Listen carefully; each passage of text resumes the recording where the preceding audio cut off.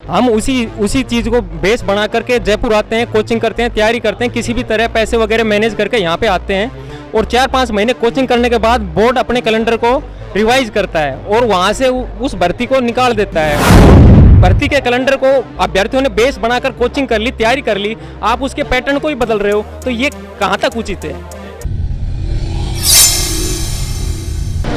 राजस्थान सरकार का education system fail हो चुका है। जी हाँ, ये हम नहीं कह रहे, ये यहाँ हमारे साथ मौजूद शिक्षा के लिए जो लोग यहाँ पर आते हैं, दूर दूर से पढ़ने आते हैं, वो लोग कह रहे हैं।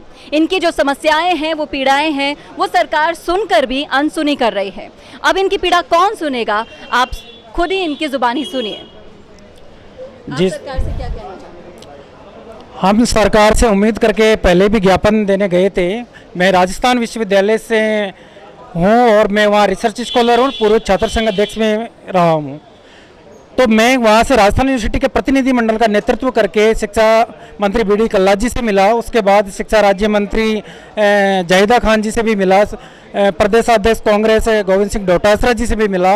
सबको 5 सूत्री मांगों को लेकर मैंने बारीकी से समझाया, उन्होंने आश्वासन भी दिया, लेकिन उसको लेकर कहीं भी कोई मतलब हलचल नहीं हुई है। मतलब कोई ऐसा कोई भी रेस्पॉन्स नहीं आया जिसके बच्चा एक स्टूडेंट या प्रतियोगी अपेक्षा रखता है।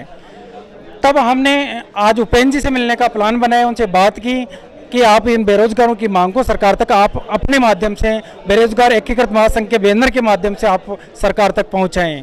हमारे उसमें मांगे थी, पहली मांग थी कि राजस्थान स्कूल लेक्चर भर्ती के प्रथम पेपर को राजस्थान भेज किया जाए, जिससे राजस्थान के अभ्यर्थियों को पर्याप्त लाभ मिल सके। लेकिन सरकार ने उस पर कोई ना आरपीएससी ने उस पर कोई एक्शन लिया। इसमें किया यूँ कि सिलेबस कुछ और बढ़ाकर उन्होंने 26 मई को सिलेबस रिलीज कर दिया। हमारी दूसरी मांग थी कि प्रतियोगी परीक्षाओं में 3 से 4 महीने का अंतराल रखा जाए। तीसरी मांग थी परीक्षा केंद्रों को दूसरे जिलों में दूर दूर 500 किलोमीटर 1000 किलोमीटर तक बच्चों को भेजने से बजाय परीक्षा विक्षकों को या मशीनरी को एक जिलों से दूसरी जिलों में चुनावों की तरह भेजा जाए, ताकि बच्चों को परीक्षा से पहले डिस्टर्ब नहीं होना पड़े। तो इन मांगों को लेकर उनका कोई रेस्पॉन्स नहीं रहा। आज उपेंद्र जी ने आश्वस्त किया है कि हम सरकार से पुरजोर से ये सारी मांगे रखेंगे। जब सिलेबस रिलीज कर दिया तो हमने नए सिरे से अपनी मांग रखी है कि आरपीएससी राजस्थान जीके या इंडिया का जो भी जीके उसका अंक बार बढ़ाए और इंग्लिश मैथ रीजनिंग और साइंस वाले पार्ट को या तो हटाए सिलेबस से या उसका वेटेज बिल्कुल सीमित किया जाए, जिससे राजस्थान के अभ्यर्थियों को पर्याप्त मात्रा में लाभ मिल सके। राजस्थान एकीकृत बेरोजगार महासंघ के बैनर तले आज यहाँ पर बहुत सारे बेरोजगार इकट्ठा हुए हैं और अपनी कई सारी सूत्री मांगों को लेकर वो आज सरकार के नुमाइंदों तक पहुँचाना चाहते हैं अपनी मांगों को, अपनी उम्मीदों को। यहाँ हमारे साथ मौजूद हैं जो अकाउंटेंट भर्ती के लिए सरकार से कुछ निवेदन करना चाहते हैं। नमस्कार, मेरा नाम मनीष यादव है। मैं ग्रामीण परिवेश से हूँ, किसान परिवार से हूँ। फरवरी में राजस्थान अधीनस्थ बोर्ड द्वारा कैलेंडर जारी किया जाता है जिसमें जूनियर अकाउंटेंट की भर्ती है, उसको सितंबर माह में उसकी एग्ज़ाम निश्चित की जाती है।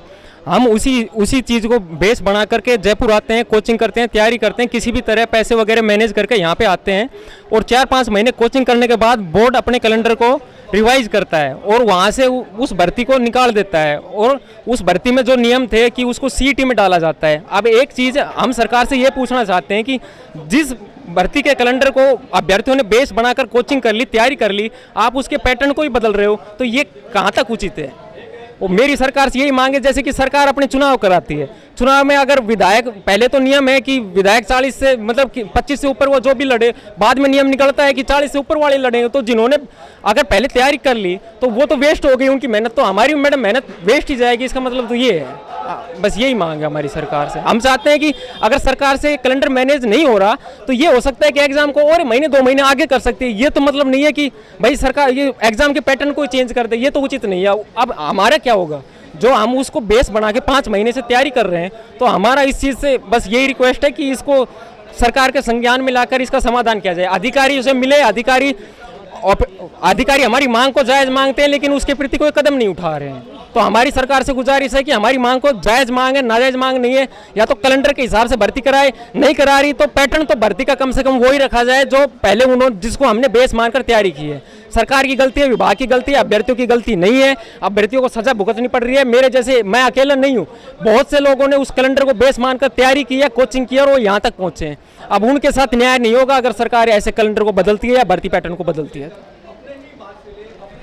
तो ये थी वो व्यथा जो सरकार के लिए इनके मुंह से आपने सुनी। आपने देखा कि अचानक से सरकार अपने अकॉर्डिंग नियम बदल देती है। यहाँ दूर दूर से युवा अपने लिए तैयारी कर रहे हैं, अपने परिवार के लिए उनसे दूर रहकर आर्थिक मजबूरियों को परे रखकर तैयारी कर रहे हैं अपना फ्यूचर बनाने के लिए। और ये सरकार है कि इनका फ्यूचर दांव पर लगाने को तुली है। आप देखिए, सरकार को इनकी मांगों को पूरा करना बहुत ज़रूरी है, नहीं तो इसका खामियाजा उनको बहुत जल्द उठाना होगा। नमस्कार। क्या आप ऑनलाइन ई-कॉमर्स बिजनेस शुरू करना चाहते हैं लेकिन डरते हैं कि बल्क में माल खरीदने के लिए इतना इन्वेस्टमेंट कैसे करें? तो अब आपको कंटेनर इंपोर्ट करने की कोई ज़रूरत नहीं है, ना ही ये टेंशन लेने की ज़रूरत है कि वेबसाइट कैसे बनेगी, रजिस्ट्रेशंस कैसे होंगे, वगैरह वगैरह। ज़रूरत है तो सिर्फ एक कंप्यूटर, एक इंटरनेट कनेक्शन और जीएसटी नंबर की। ऐसा कैसे हो सकता है?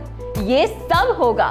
ये सवाल अगर आपके दिमाग में आ रहे हैं तो बिना देर किए तुरंत कॉन्टैक्ट करिए हमारे ई-कॉमर्स कंसल्टेंट से।